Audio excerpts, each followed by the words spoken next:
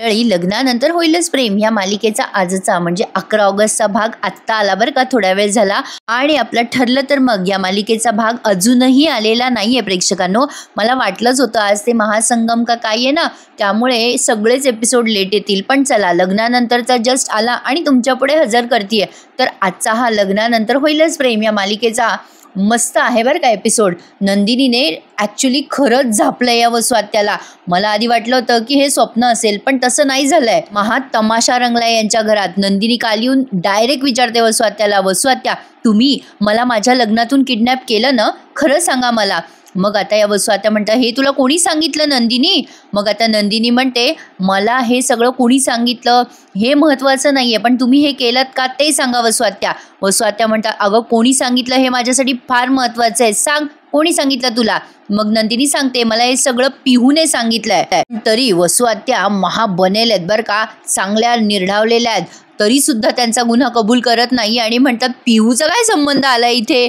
मग नंदिनी म्हणते, कारण तिने सगळं उभं राहून ऐकलंय तुमच्या खोलीबाहेर, तिला सगळं सत्य कळलंय. वसुआत्या तरी कबूल होत नाहीत आणि म्हणतात, कमाले बाई नंदिनी तुझी, तिने सांगितलं आणि तू मला जाब विचारायला आलीस. लहान मुलगी आहे ती, ऐकते काहीतरी सांगते काहीतरी, तिच्यावर काय विश्वास ठेवतेस तू? मग आता ही नंदिनी म्हणते, पिहू खोटं बोलते का? वसुआत्या म्हणतात, अर्थातच. नंदिनी म्हणते, म्हणजे तुमचा आणि दीपकचा काहीच संबंध नाहीये का? मग वसुआत्या म्हणतात, कोण दीपक? कुठला दीपक? मला काय माहिती, तो तुझ्या आनंद निवासमध्ये काम करत होता, मला तो कसं काय ठाऊक? त्याने तुला किडनॅप केलं, त्याने तुझ्यावर हल्ला केला, एवढंच काय ते मला माहीत. मग वसुआत्या असं बोलल्यावर नंदिनी म्हणते, ठीक आहे वसुआत्या, तुम्ही म्हणताय म्हणून मी विश्वास ठेवते, पण मला तुमचा फोन दाखवाल का? आता वसुआत्या थोड्या कन्फ्यूज झाल्यात बरं का. नंदिनी म्हणते, द्या ना फोन तुमचा. नाही, तुमचा आणि दीपकचा काही संबंध नसेल तर तुमचा फोन मला दाखवायला काहीच हरकत नाहीये तुम्ही. आता खरं तर इथे ना जरा नवल वाटलंय मला. वसुआत्याने दीपकचा नंबर डिलीट केलेला नव्हता. आता नंदिनी दीपकचा नंबर चेक करतेय या वसुआत्याच्या मोबाईलमध्ये. आता खरं तर नंदिनीला हे वसुआत्याच्या फोनचं लॉक वगैरे कसं कळलं ते एक वेगळंच गौड बंगाले म्हणा. तर असो, आता वसुआत्याने फोन दिलाय बरं का. आणि मग नंदिनी वसुआत्याचा फोन चेक करते आणि त्यामध्ये खरंच दीपकचा नंबर निघतो की. आता तो नंबर पाहिल्यावर नंदिनीचा संशय खरा ठरलाय, हे तिला विश्वास बसलाय. तर आता बघा हा, हे जे आहे ना प्रेक्षकांनो, सत्य बहुतेक नंदिनी आता हे प्रूफ सगळ्यांसमोर आणेल असं एक माझा अंदाज आहे. म्हणजे आता तुम्ही पुढे पुढे एपिसोड रिव्ह्यू ऐकाल ना तर तुमच्या लक्षात येईल. नंदिनी नंबर बघते दीपकचा, त्यात लिहिलेलं असतं दीपक नंदिनीज लवर असं कंसात लिहिलेलं असतं बरं का. आता नंदिनी ते बघते आणि मग जाब विचारते वसुआत्याला, हे काय आहे वसुआत्या? जर तुमचा आणि दीपकचा संबंध नाही आहे तर दीपकचा नंबर तुमच्या मोबाईलमध्ये काय करतोय? खरं सांगा वसुआत्या, खरं सांगा. पण आता या वसुआत्या अजूनही काही कबूल झालेल्या नाही आहे. नंदिनी तीनदा त्यांना विचारतीये आणि ते नेहमीप्रमाणे डंगचिक आणि एकच डायलॉग 10 वेळेला ऐकवलाय आज, ते एक वेगळंच. तर आता इथून पुढे ना पार्थ आणि काव्याचं सीन दाखवलाय आणि काय भानगड झाली आहे माहिती का प्रेक्षकांनो. आता पार्थच गेलाय बरं का काव्याला घ्यायला, पण काव्याला अपेक्षा होती की दुसराच कोणीतरी ड्रायव्हर येईल. ती गाडीत बसते आणि आता बघते तर काय, तो समोर पार्थ बसलेला असतो. आता काव्या चिडून म्हणते, तुम्ही का आलात? मी मानिनीताईंना सांगितलं होतं की दुसरं कोणाला पाठवा म्हणून. पार्थ म्हणतो, मी आलो तर एवढं काय घाबरताय? पार्थ आता मजा घेतोय जरा काव्याची. काव्या म्हणते, घाबरायला काय झालं, म्हणजे मगाशी कुत्रे भुंकत होती. पार्थ म्हणतो की मग तुम्ही फिसकारायचं असतं ना त्यांच्या अंगावर, ते घाबरले असते. आता काव्या म्हणते, मला तुम्ही ना इथे यायला नकोच होते, मानिनी काकू म्हणाले होते आम्ही ड्रायव्हर काकाला पाठवते, तुम्ही का आलात? मग पार्थ म्हणतो, ॲक्च्युली आई ड्रायव्हर काकांनाच पाठवणार होती, पण माहीत नाही तिच्या मनात काय आलं. ती मला म्हणाली की पार्थ जा बेटा जा, तुझं नाव जरी पार्थ असेल प्रियपुत्रा तरी सुद्धा तू काव्याचा सारथी होऊन जा. जरा मजा करतोय तो आणि म्हणतोय, आलो मी इथे तुम्हाला घ्यायला. काव्या म्हणते, इरिटेटिंग आहे हे.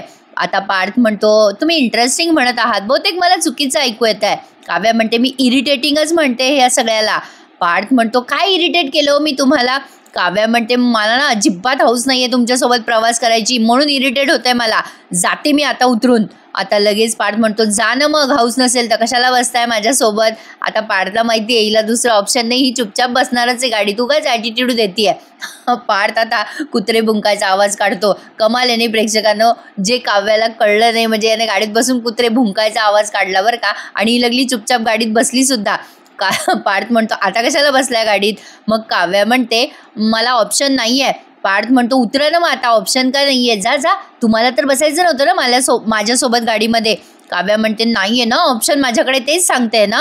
पार्थ गंमत करत म्हणतो फट्टू मांजर. मग काव्या म्हणते तुम्ही मला फट्टू म्हणालात. आता पार्थ म्हणतो नाही हो, बाजूनी जरा खरी खरी मांजर गेली ना त्यामुळे म्हटलो मी. आता तेवढ्यात तिथे ना एक गृहस्थ आलेत आणि ते सायकलवर आहेत, जरा म्हणजे वयस्करच आहेत. त्यांच्या सायकलची चेन पडली आहे त्यामुळे ते टेन्शनमध्ये असतात आणि त्यांचे हातपाय पण थरथरत असतात. पार्थ गाडीच्या खाली उतरून त्यांना मदत करतोय. काव्या विचारते त्याला कुठे चाललात आता. पार्थ म्हणतो एका भल्या माणसाची मदत करतो म्हणजे ते तरी मला भले समजतील.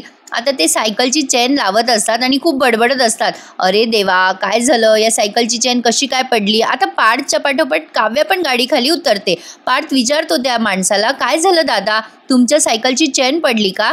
आता ते दादा सांगतात अहो हो ना, सायकलचा पार खुळखुळा झालाय बघा माझ्या. अहो चेन सारखी पडते सायकलची, काय करावं ना ते कळतच नाही बघा दादा. पार्थ म्हणतो थांबा थांबा मी लावून देतो तुमची चेन. पार्थ आता मदत करत असतो त्यांना, पण आता तेवढ्यात ते दादा पण पार्थला हेल्प करत असतात. तर आता त्यांचे हात थरथरत असतात. काव्या म्हणते दादा तुम्हाला काय झालं, तुमचे हात पाय किती थरथरताय. आता ते म्हणतात अहो काय सांगू तुम्हाला, अहो ह्या सायकलचं असं झालंय ना त्यामुळे घरी गेल्यावर काय होईल याची भीती वाटते मला. पार्थ म्हणतो अरे काय झालंय. मग काव्या म्हणते पण काय झालंय नक्की, तुम्ही काय बोलताय आम्हाला कळत नाहीये. ते गृहस्थ म्हणतात अहो काय सांगू ताई तुम्हाला, या सायकलची चेन लावायची आणि पटदिशी घरी जायचंय मला. पार्थ म्हणतो थांबा दादा लागेल तुमच्या हाताला, असं गडबड केली तर नाही लागणार चेन. काव्या म्हणते एवढी काय गडबड आहे तुम्हाला, सांगा तरी काय प्रॉब्लेम आहे तुम्हाला. आता ते त्यांच्या बायकोला घाबरत असतात बरं का. ते म्हणतात अहो काय सांगू तुम्हाला, घरी गेल्यावर माझी बायको हातात लाटणं घेऊन आ वाजून उभी असेल माझ्या नावाने, त्यामुळे भीती वाटते हो. काय सांगणार, रोज मर त्याला कोण रड अशी ती म्हण वापरतात आणि मग उठून उभे राहतात. काव्या आणि पार्थला ते विचारतात तुम्ही दोघं या गावात नवीन दिसतायत, कुठला आहात. आता पार्थ म्हणतो आम्ही मुंबईचे आहोत. मग ते विचारतात ह्या कोण आहेत तुमच्या. मग पार्थ म्हणतो ही माझी बायको आहे. काव्य त्याच्याकडे बघायला लागते आणि मग ते गृहस्थ म्हणतात अच्छा बायको होय, बायकोसाठी तर लई मोठा पल्ला गाठला तुम्ही साहेब, लई प्रेम दिसतंय तुमचं ह्यांच्यावर. पोरी फार नशीबवान आहेस बरं का, इतका छान नवरा मिळाला तुला. आणि मग काव्य आणि पार्थ थोडे ऑकवर्ड फील करतात. आता ते पार्थच्या हाताला ग्रीस लागलेलं असतं सायकलचं काळं काळं. मग काव्या गाडीमधनं एक टिश्यू पेपर घेते आणि पार्थला देते. आता पार्थला तो टिश्यू पेपर दिल्यावर ते गृहस्थ म्हणतात वा वा वा पोरीचं बारीक लक्ष आहे तुमच्याकडे. काव्या म्हणते पुसा तो. थोडक्यात सांगायचं म्हणजे या दोघांनाही एकमेकांवर प्रेम आहे हे सांगायला हे गृहस्थ तिथे आलेत आणि ते म्हणतात वा. काव्याला ते म्हणतात वा बेटा, यांच्यासारखं चांगलं माणूस मिळणं म्हणजे नशीब लागतं, भाग्यवान आहेस पोरी. आणि साहेब तुम्ही सुद्धा भाग्यवान आहात, ही पोरगी लई लक्ष देते तुमच्याकडे. बरंच चला मी निघतो आता, नाहीतर माझं नशीब पलटायचं. असं म्हणून आता ते गृहस्थ गेलेत बरं का घरी, त्यांच्या म्हणजे सायकलची चेन लावून झाली आणि घरी गेलेत. आता तुम्हाला असं वाटेल की हे गृहस्थ का दाखवले, तर त्याचं काहीतरी कारण आहे. कारण पुढच्या भागामध्ये काव्या आणि पार्थ पावसामध्ये अडकतात आणि ह्याच गृहस्थांच्या घरी ते जातात आणि तिथे ते मस्त जेवण खावण करून रात्र घालवतात. मुरंबा मालिका पाहिली असेल ना तुम्ही प्रेक्षकांनो, त्यामध्ये असंच काहीतरी दाखवलं होतं. आता ते गृहस्थ गेल्यावर पार्थ काव्याला चिडवत म्हणतो भला माणूस गुणी मुलगा म्हणाले ते गृहस्थ मला. काव्या म्हणते चला घरी जायचंय मला, गाडी काढा. आणि इथे मालिकेचं शीर्षक गीत ऐकवलंय आणि निघाले पार्थ आणि काव्या घरी जायला. पण आता या सगळ्या तमाशापासनं काव्या आणि पार्थ अनभिज्ञ आहेत. वसू आत्या आणि नंदिनीचा त्यांच्या घरी भयंकर तमाशा गाजलेला आहे प्रेक्षकांनो. आता नंदिनी पेटून उठली आहे. नंदिनी म्हणते द्या ना वसू आत्या उत्तर द्या, आता काहीही म्हणायचं नाही का तुम्हाला, अजूनही म्हणतायत की तुम्ही काही केलेलं नाही म्हणून. आता ही वसू आत्या म्हणते हो केलं मीच तुझ्या लग्नातून तुला किडनॅप करायला लावलं. आणि पुन्हा एकदा भूतकाळाचा तो महाभयंकर अत्याचार प्रेक्षकांनो, त्या वसू आत्याने कसं कसं किडनॅप केलं आज सगळ्या एपिसोडमध्ये तुम्ही हेच बघणार आहात. वसू आत्याने दीपकला प्लॅन केलं, नंदिनीला बेशुद्ध करून किडनॅप केलं. नंदिनीला सॉलिड धक्का बसलाय, कोणालाही धक्का बसेलच. आपल्या लग्नातली एवढी मोठी ट्रॅजेडी या बाईने केली आहे म्हटल्यावर अरे बापरे. आता नंदिनी म्हणते तुम्ही हे सगळं का केलं वसू आत्या. वसू आत्या चिडून आणि ओरडून म्हणतात कारण तू मला या घरात नको होतीस नंदिनी, अजिबात नको होतीस. तुझ्या बापामुळे मी माझा नवरा गमावलाय नंदिनी, त्याची पोरगी मला या घरात नको होती आणि हे मी हजारदा ओरडून ओरडून विक्रमला सांगत होते, पण तो माझा ऐकायला तयारच नव्हता. मीच तुझ्या बापाला धमकी दिली आणि तुझं लग्न मोडलं. आता वसुआत्या जसं जसं बोलताय ना प्रेक्षकांनो, तसं जसं आपल्याला मागचे पुन्हा एकदा एपिसोड दाखवले की वसुआत्याने किती प्रयत्न केले होते नंदिनी आणि पार्थचे लग्न मोडायचे, पण ते काही त्यांना जमलं नाही. मग वसुआत्या एक एक सिक्वेन्स सांगतायत की मीच तुझ्या बापाला धमकी दिली होती, पण तरीसुद्धा तू मध्ये आलीस आणि सिद्ध केलं की तू या घरासाठी परफेक्ट आहेस. मग मी ठरवलं की जे काही करायचं ते लग्नात करायचं. आणि नेमकं त्याच वेळेला आयत्या वेळेला मला माझ्या हाताला तो पत्ता लागला. तो पत्ता म्हणजे तो दीपक, जो तुझ्या प्रेमात वेडा झालेला होता. वसुआत्याने आता सगळं काही कबुलीनामा दिलाय बरं का या नंदिनीला. जे काही वसुआत्याने केलंय ना ते सगळं वसुआत्या नंदिनीला सिक्वली सांगतात. खरं तर प्रेक्षकांनो इथे जरा मला शंका आहे, नंदिनी तिच्या फोनमध्ये हे सगळं रेकॉर्ड करतीये अशी काहीतरी शंका आहे, किंवा पिहूला धमकी दिली होती ना वसुआत्याने, ती रेकॉर्डिंग नंदिनी सगळ्यांना दाखवते की काय, असं काहीतरी आहे बाबा. म्हणजे काय आहे नेमकं ते आता आपल्याला उद्याच कळणार आहे. वसुआत्या झालेला सगळा प्रकार नंदिनीला सांगतात. नंदिनी खरं तर ऐकून शॉक झालेली असते की ही बाई एवढी शातीर दिमाग कशी काय असू शकते. वसुआत्या सांगतात की तो दीपक तुझ्या प्रेमात वेडा झाला होता, मी त्याला हाताशी धरलं आणि हा सगळा प्लॅन केला. लग्नात तुझ्या काय काय झालं ते तर तुला माहिती आहे, ते तुला वेगळं कशाला सांगू मी. आता नंदिनीला फार वाईट वाटतं. ती म्हणते वसुआत्या तुम्हाला जर एवढा राग होता माझ्याबद्दल तर मला आधीच सांगायचं असतं, मी निघून गेले असते या घरातून. तुमच्यामुळे माझ्या आयुष्याची किती फरफट झाली काही कळतंय का तुम्हाला. अहो आमच्या चौघांचे आयुष्य बर्बाद केले तुम्ही, तुम्हाला काहीच वाटत नाहीये या सगळ्या गोष्टींबद्दल. वसुआत्या अतिशय थंडपणे म्हणतात मला काही वाटत नाहीये. नंदिनी म्हणत असते तुम्हाला काहीच वाटत नाही वसुआत्या या सगळ्या गोष्टींबद्दल. त्यावर वसुआत्या म्हणतात मला काहीच वाटत नाही. अगं जे केलं ना मी नंदिनी ते मी ठरवून केलंय. आता तू माझं काय वाकडं करणार आहेस ग. किती कॉन्फिडंट आहेत बघा आता या वसुआत्या. आता नंदिनी म्हणते चॅलेंज करताय का तुम्ही मला, का मला चितवायचा प्रयत्न करताय. आता या वसुआत्या म्हणतात जे समजायचं ते समज, अगं काय करायचं ते कर, मी नाही घाबरत. मग नंदिनी म्हणते ठीक आहे मग तुम्ही बघाच. ही नंदिनी बोलून नाही दाखवत, ही नंदिनी करून दाखवते. आता मी काय करते ना ते तुम्ही बघाल वसुआत्या. असं म्हणून आता नंदिनी तिथून निघून जात असते. आता वसुआत्या तिला मुद्दाम चिथवतात जसं म्हणायला हरकत नाही आहे. त्या म्हणतात काय ग काय करशील नंदिनी, अगं खाली जाशील आणि सगळ्यांना रडत रडत माझी कंप्लेंट करशील का. काय माझं गुपित सांगणार आहे सगळ्यांना, सांगच सांग माझं गुपित सगळ्यांना सांग. कोणीच तुझ्यावर विश्वास ठेवणार नाहीये नंदिनी, कारण तू आत्ता या घरात आली आहे. हे घर माझं आहे नंदिनी, इथून मला कोणीही हलवू शकत नाही. तुला काय वाटलं तुझ्या सांगण्यावर सगळे विश्वास ठेवतील. चल जाग. आता नंदिनी पुढे म्हणते आत्या ज्या झाडाची मुळं खोल रुजलेली असतात ना ती झाडं सुद्धा वादळाच्या तडाख्यात लांब फेकली जातात वसुआत्या. आता मी ते वादळ घेऊन येईल. मी हरते का तुम्ही हरताय आता ते बघूयात आपण. मी हरते का तुम्ही हरता हे आता आपण बघूच वसुआत्या. छान बोलली ना प्रेक्षकांनो नंदिनी, मस्त बोलली की एका मोठ्या झाडाचे वृक्षसुद्धा मोठ्या वादळाच्या तडाख्यात दूर फेकले जाऊ शकतात. आता मीही तसंच वादळ तुमच्या आयुष्यात आणणार आहे. आज संध्याकाळी दिवे लागणीच्या वेळेला तुमचं हे काळं बेरं सगळ्यांसमोर आणणार आहे. सॉरी काळं कृत्य असं म्हणते नंदिनी, तुमचं काळं कृत्य मी सगळ्यांसमोर आणणार आहे. नंदिनीने डायरेक्ट खुल्ला धमकी दिली आता वसुआत्याला. वसुआत्या मोठ्या पक्क्या आहेत बरं का. त्यांना पूर्ण विश्वास आहे की आपला भाऊ आपल्यावरच विश्वास ठेवेल, या नंदिनीवर कोण विश्वास ठेवणार आहे. पण कमाल आहे नाही, एवढ्या वेळेला तोंडावर पडून सुद्धा त्यांना हा विश्वास आहे. असं काही दाखवतात प्रेक्षकांनो मालिकेमध्ये. आता नंदिनी धमकी देते आणि निघून जाते. मग वसुआत्या अशा तिथे उभं राहून विचार करायला लागतात. आता इकडे बघा, म्हटलं ना मगाशी काव्य आणि पार्थ पावसामध्ये अडकतात. आता एके ठिकाणी खूप पाऊस येत असतो आणि पुढे सगळा ट्रॅफिक जॅम असतो.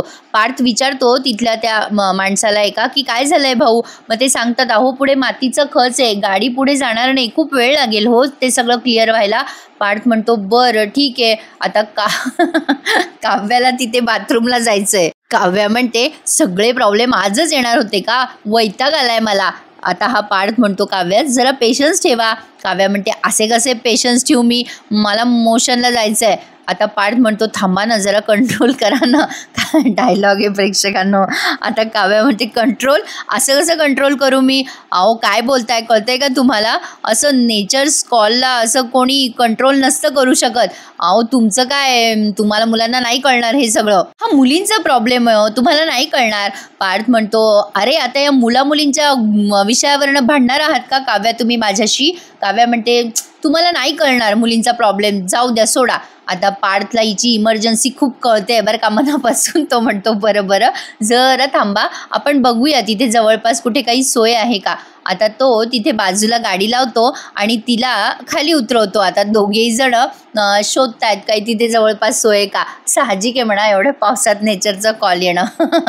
तर असो, आता पार्थ निघालाय आणि इकडे तिकडे शोधाशोध करतोय. आणि पुन्हा एकदा इकडे या नंदिनीचं आणि या वसू आत्याचा तमाशा दाखवलाय त्यांनी. बरं आता हा जो शेवटचा सीन आहे ना प्रेक्षकांनो, अरे बाप रे बाप काय गाजवलाय हा सीन. म्हणजे आज मालिकेतला हा शेवटचा सीन तुम्ही बघतायत.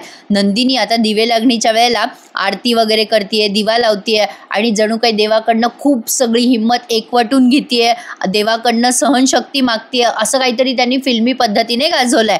नंदिनी आता वसू आत्याच्या समोर येते. वसू आत्या नंदिनीकडे बघायला लागतात. वसू आत्या आत्तापर्यंत कॉन्फिडंट होत्या की नंदिनी आपलं वाकडं करू शकणार नाही, पण आता इथे पुन्हा तो लग्नाचा अत्याचार दाखवलाय. नंदिनीला या सगळ्या प्रसंगातनं ती किती वाईट पद्धतीने गेली आहे ते सगळं आठवतं आणि तिच्या डोळ्यात पाणी आलेलं असतं. लग्नात तिची झालेली फरफट, तिला लग्न करायचं नव्हतं तरी पण तिच्यावर केलेली ती लग्नाची बळजबरी, मग जीवाने पुढे येऊन तिला दया दाखवून तिच्याशी लग्न करणं, या सगळ्या गोष्टी तिला आठवतात आणि या गोष्टीचा तिला प्रचंड त्रास होत असतो. आणि ती हे सगळं वसू आत्याला जबाबदार धरतीये. ऑफकोर्स त्या सगळ्या गोष्टीसाठी वसू आत्या जबाबदार आहेतच, पण कसं असतं ना प्रेक्षकांनो, काही व्यक्ती निमित्त ठरतात. आता यांची गाठ आधीच जुळलेली होती, यांचे लग्न होणारच होते, पण वसू आत्या निमित्त ठरल्या असं आपण म्हणायला हरकत नाहीये. या बाबतीत तुम्हाला काय वाटतं मला कमेंट करून नक्की कळवा. आता नंदिनी वसू आत्याच्या समोर येते. आधी सगळा तर भूतकाळ आठवून घेते आणि मग वसू आत्यावर ओरडून म्हणते शत्रू घरातलाच असेल तर काय करायचं हो वसू आत्या. वसू आत्या म्हणतात मला का विचारतेस ग तू हे. नंदिनी म्हणते कारण तुम्ही आमच्या आयुष्याचा आणि स्वप्नांचा शेवट केला वसू आत्या. आता मानिनी ते म्हणतात नंदिनी अगं हे काय बोलतेस तू. नंदिनी म्हणते हो आई, अहो दीपकशी हात मिळवणी करून याच वसू आत्याने मला लग्नातून किडनॅप केलं होतं. रम्या घाबरली ना आता, अरे बेटा आपण तो एक्सपोज हो गए. आता बघा वसू आत्या जे बोलल्या ते सगळं नंदिनी आठवते, पण आता ते सगळं आपल्याला उद्याच्या भागात बघायला मिळणार. पण पुढच्या भागात जे आपल्याला अपेक्षित नव्हतं ते काहीतरी घडलंय नंदिनीच्या बाबतीत. म्हणजे नंदिनीचा सासरा पलटलाय आणि ते वसू आत्याची बाजू घेऊन म्हणतात काय बोलतेस नंदिनी, अगं माझी बहीण असं कधीच करणार नाही. मग वसू आत्या पण म्हणतात आरोप करण्यापूर्वी अगं 1000 वेळेला विचार करायचा असतो नंदिनी, आहेत का तुझ्याकडे पुरावे माझ्या विरुद्ध आहेत. मग नंदिनी म्हणते आता असा खणखणीत पुरावा देते ना वसू आत्या, तुमच्या खोटेपणावर आणि माझ्या खरेपणावर सगळ्यांना विश्वास बसतो की नाही बघाच. आणि मग सगळ्यांना टेन्शन आलं, एकदम ढंगचिक वातावरण आहे प्रेक्षकांनो. म्हणजे म्युझिक तर वाचतच आहे पण वसू आत्या पण फुल टेन्शनमध्ये आहेत. नंदिनी आता काय पुरावा देईल हे बघणं इंटरेस्टिंग ठरणार आहे. आणि थांबा इकडे काव्या आणि पार्थचा रोमॅन्स चालू आहे बरं का. ते सायकलवाले काका आहे ना त्यांच्या घरी जातात हे दोघे जण आणि काव्या तिथे वेषांतर म्हणजे त्या मावशींची साडी घालते, पातळ नऊवार वगैरे नेसते आणि छान भाकरी पिठलं खाणार आहे ते दोघेही जण. रमाची मावशी नाही का प्रेक्षकांनो, ती दाखवली आहे त्या सायकलवाल्याची बायको. तर बघूयात आता उद्याचा एपिसोड खास असेल. कालचा फार बोर दाखवला होता बघा, आजचा छान दाखवला एपिसोड. मोठा सस्पेन्स आता हा आहे प्रेक्षकांनो की नंदिनी वसू आत्याच्या विरोधात कुठला पुरावा दाखवेल. म्हणजे पिहूने केलेली रेकॉर्डिंग का ती वसू आत्याशी जे काही बोलली ते तिने रेकॉर्ड केलंय, हे जरा सस्पेन्स आहे. पाहूयात काय घडतंय उद्याच्या भागात. वसू आत्याला शिक्षा झाल्यावर हे चारही जोडपे जवळ येतात एकमेकांच्या. काय होतं काय नाही हे आपल्याला येणाऱ्या भागात कळेलच. आजचा एपिसोड तुम्हाला कसा वाटला प्रेक्षकांनो. एपिसोड येण्याची वेळ न फिक्स नाहीये, त्यामुळे प्लीज चॅनलला सबस्क्राईब करून ठेवा. एपिसोड आला की तो लगेच तुमच्या मोबाईलवर तुम्हाला दिसेलच. म्हणूनच सांगते की चॅनलला सबस्क्राईब करा आणि आपले येणारे सगळे रिव्ह्यूज एन्जॉय करायला विसरू नका. भेटूयात उद्या पुन्हा एकदा लग्नानंतर होईलच प्रेम या मालिकेच्या नवीन रिव्ह्यू सहित. तोपर्यंत टेक केअर प्रेक्षकांनो, धन्यवाद.